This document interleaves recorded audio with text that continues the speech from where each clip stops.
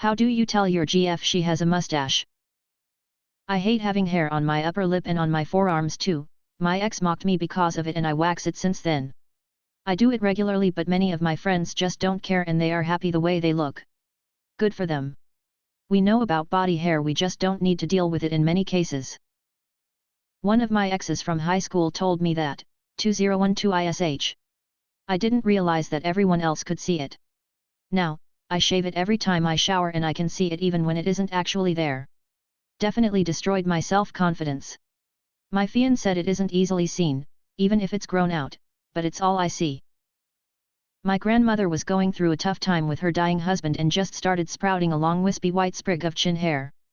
She was perfectly able/capable to handle it, she just had it too much on her mind, didn't care, and no one mentioned anything about it to not bother her with triviality.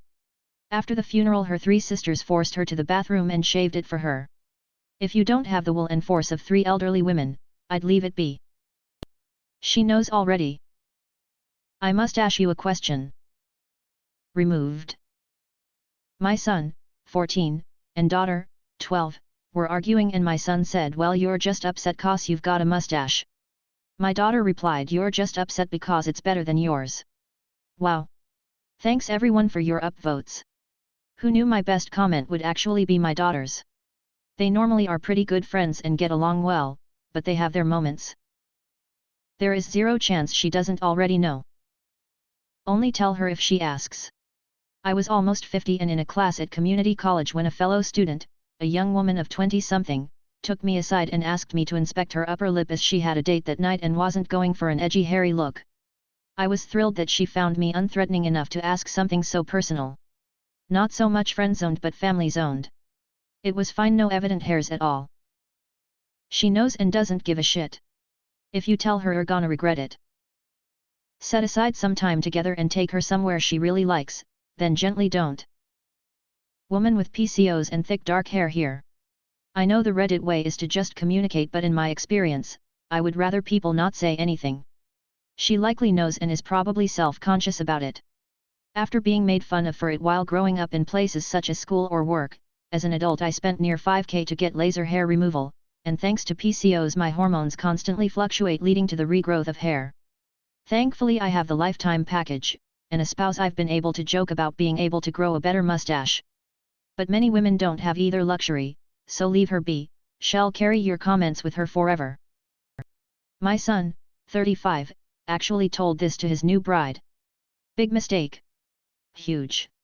Now she goes for laser hair removal, and he's paying for it. It's normal for women to have mustaches, seriously, and she undoubtedly knows it's there. Telling her she has a mustache would be like telling her she has leg hair. She already knows. Either she's okay with it and will resent you mentioning it, or she's embarrassed and will hate that you mentioned it. Either way, you lose.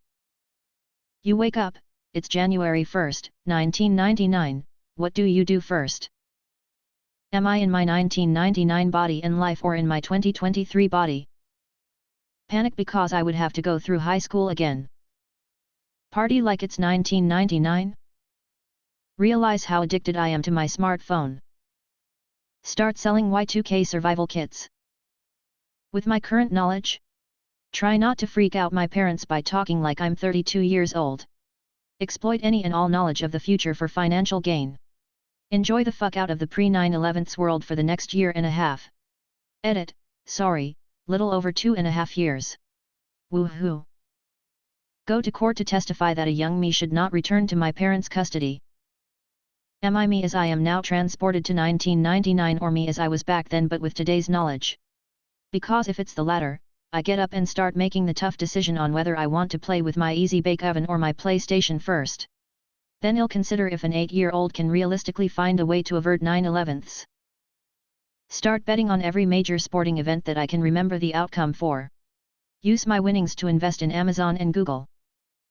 Call my dad, tell him I love him and get him to go on a 2-week father and son trip together one last time.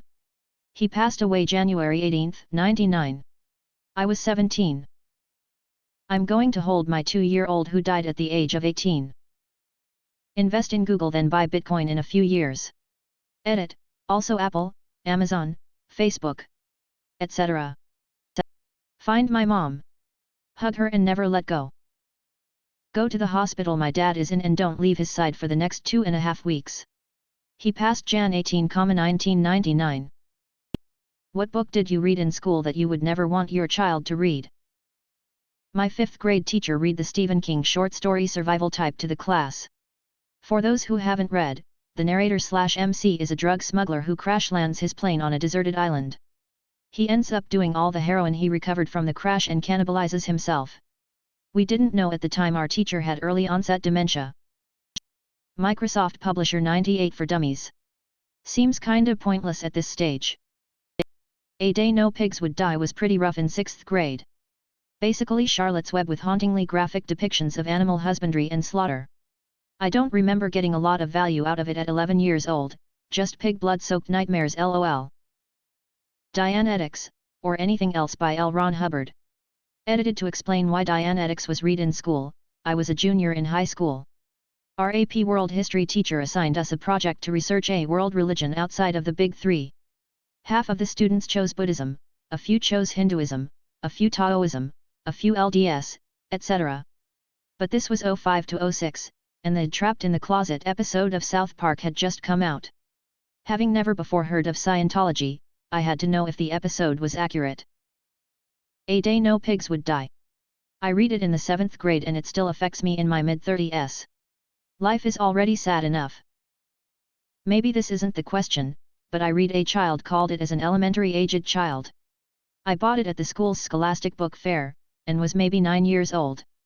Why on earth they thought that was an appropriate book for small children to be purchasing and reading, I will never know. The 90s were a trip. The Kite Runner. My dad saw me pick that up at a bookstore when I was in the 7th grade and he said no, I wasn't allowed to read that till I got older. Me being the rebellious little shit I was convinced my friend to buy it and we took turns reading it. Yeah, that book is not for kids. I learned some things that day. Sad face. I know it's weak, but the ending to Of Mice and Men really messed up my 13-year-old brain.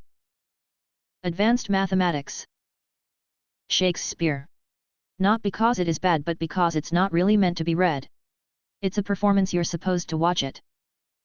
The Scarlet Letter. That shit was a grind. I love to read, but I wanted to claw my eyes out so I could stop reading it. Was given the things they carried in HS and had nightmares for weeks because I had a brother overseas in combat at the time. Part of me never wants my kids to read it because of how much it negatively affected me, which I know isn't a good reason. I do think it is a worthwhile book but it will always make me uncomfortable.